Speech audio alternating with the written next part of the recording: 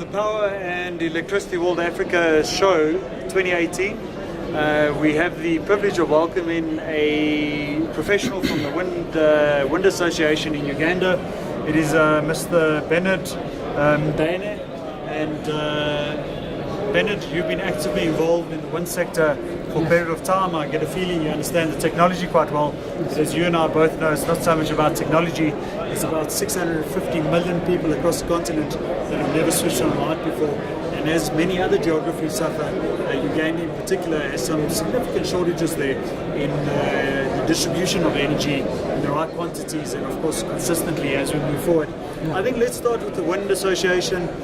Who are you, what are you doing, and what is the value proposition that you deliver in Uganda? The Wind Power Association of Uganda is an association of the different stakeholders in the wind industry in Uganda. They came together to create one voice, to be able to develop the technology. The different players in the sector, the developers, the service providers, and all the consumers come together under the association to be able to bring the voices together with different values. Come to lobbying, come to advocacy, come to marketing, and that's the main intention of the Wind Power Association. And the regulator, utilities, etc., within Uganda, are they listening to you? Yes, because we are the different stakeholders and the key stakeholders, and we're coming together with one voice. This helps us, the government and the regulator and other government organizations, the government regulators to listen to us, because we are one voice. We are combined with a cause. Yeah. Gotcha. Yeah. Okay, so let's have a look at a bit of the technicality, right? The important thing of a technology in a country is that it's part and parcel of an energy mix. So in South Africa, we've had a continuous and very difficult process with the integrated resource plan that gives us a perspective on the timing of technologies, the capacity of the technology, etc. And effectively, when we commission these types of technologies to make sure that we secure our economy from an energy standpoint, how far is Uganda with their understanding as to what actually needs to be deployed? Because all technology is a long-term decision over the next 10, 20, 30 years. And what role do you think wind power will be playing within the particular geography over that time period? What I would like to talk about wind power, because wind is a free resource, it's a cheap resource.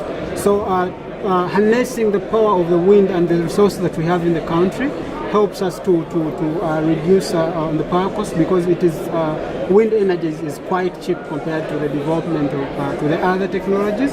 But is it really? I mean, if you consider hydropower or you consider photovoltaic solutions, PV, solar PV? You look at it in this context, because in the first place, in the first installation of the wind energy is a bit more expensive, but in the long run, the wind power becomes quite cheap when you consider it over a long period of time. So you feel the levelized cost of electricity gives wind a very competitive advantage, but nonetheless you are very willing to work with other technology groupings as well, and making sure that you get that energy mix right in Uganda, because ultimately that's what's going to give you sustainability.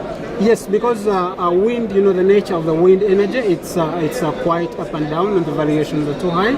So we're also looking into the different technologies and the hybrid systems. Very good. So we can be able to integrate it with the solar, and because Uganda has also a high radiation for solar, so we're looking into the possibilities of the hybrid systems, so we can be able to have a good product. Then the stark reality is that the Ugandan government is not going to do this by themselves. Yes. How do you approach international investment? How do you get them involved? How do you make sure that they can repatriate their profits, if there are profits, once the program gets functional and obviously gets rolling? Yes, one of the reasons why we come to conferences like this is to talk to the people and tell them the opportunities in Uganda, because a lot of people out there who have their money ready to finance the project, to develop the project, don't know the opportunities in Uganda. So this is what we are here to talk to the people and show them the opportunities and the good in developing these projects, so we can be able to bring them down. We have the resource, we don't have the funds, so they bring the funds and they get the profit. So that's how we work. Well, the opportunity is massive, because across the continent we've got 650 million people that need a solution. So the opportunity is there. But the $1 million question here is, what are you doing to get your house in order in Uganda to make sure that it's a de-risked investment environment for international investors. So you can actually create that investment and get your program running. If I get a question well, we have as Uganda, we have favorable policies which are able to favor the investors who come in, because we have a few procedures of the licensing and whatnot. So we provide them with a conducive environment from the government side, from the private sector, and from all the sides. So how many IPPs have you signed in the last 2 years? Come again? Independent power producers. How many contracts have been signed off and licenses issued in the last 2 years? That the is build process and it's being commissioned. For the wind project, as I told you from the start, the wind technology in Uganda is a new technology, and we are developing the first project now, which is a 20 megawatt project, which is at the early stages. So there are no more projects that were done before. So we are trying to build up the technology. Yes. Very good. So, ladies and gentlemen, that's from Uganda, Mr. Bernard Mbaine, focused on wind, providing great services as an association to the members within the country. And of course, still some challenges in the pipeline, just like many other African geographies. Very similar situation within South Africa. What are the next steps? What needs to be taken? That needs urgent attention in order to create a success of the energy sector across Africa.